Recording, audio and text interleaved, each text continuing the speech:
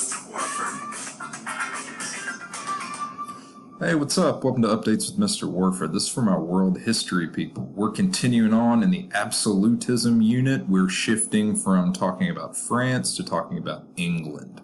So one thing we need to get is a little background about England and England's government at this time, or this general time period.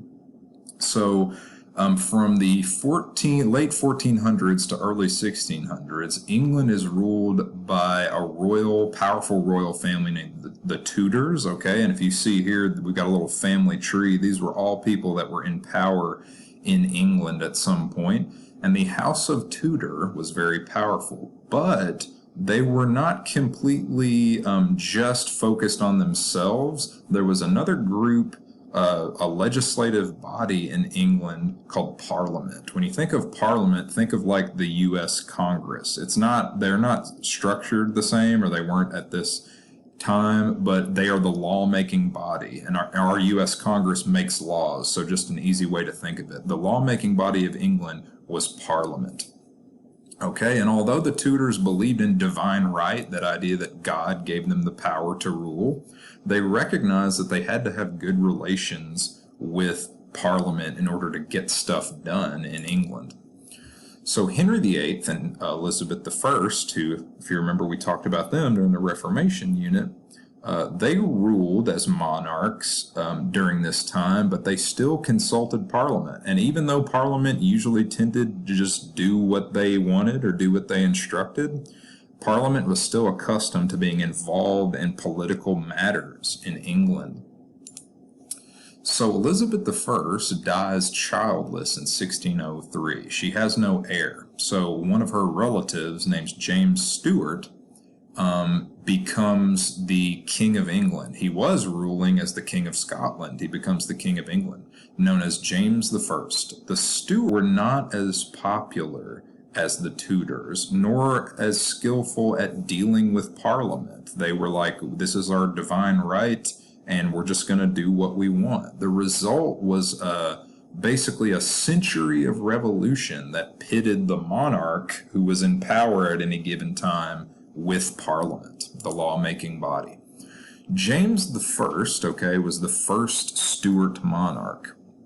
So he agrees to rule as the English Parliament wants him to, their laws, their traditional customs.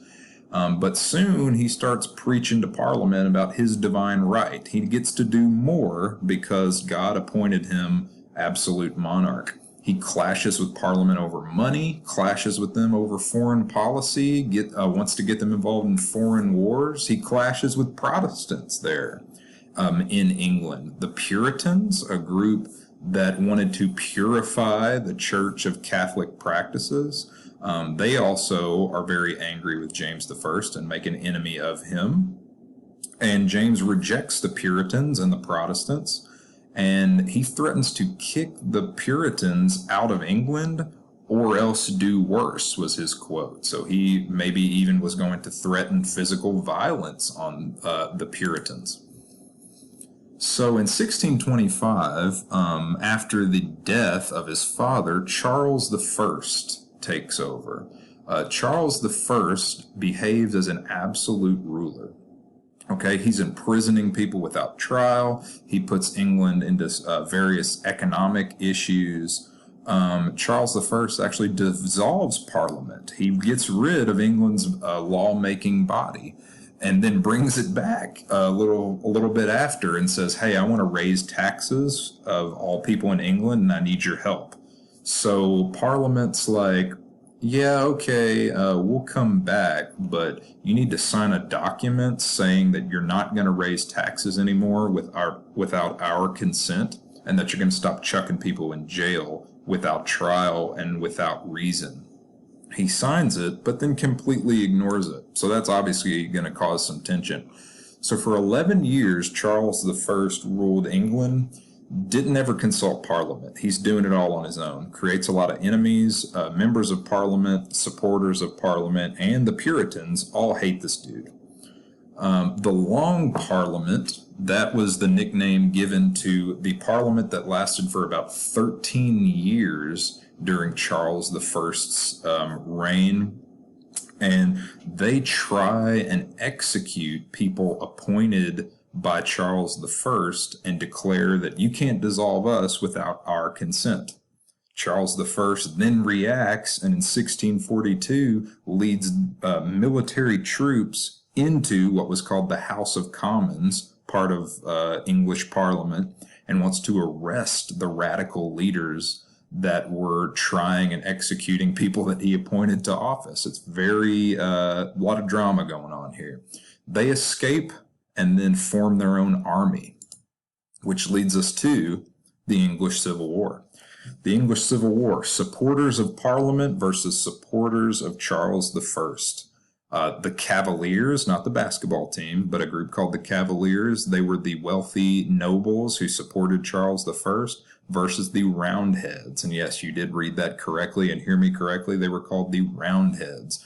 These were town-dwelling manufacturing type people and Puritan clergy, and they were supporting Parliament. So these two groups are clashing in a violent civil war. It was led by, a Puritan named Oliver Cromwell led the Roundheads, the people that supported Parliament, and defeated the Cavaliers. So Parliament essentially beat the English monarch.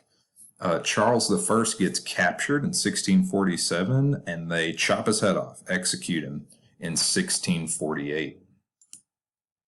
So that's a lot of tension going on in England, right? So tomorrow we're going to get into what was the reaction, what happened, what's going to come of England now that their government is changing, their monarch is dead, what's going to happen? You will see an assignment posted in Google Classroom about Parliament, and we're going to start that today and then continue on with the story of England tomorrow. Have a great day. See you.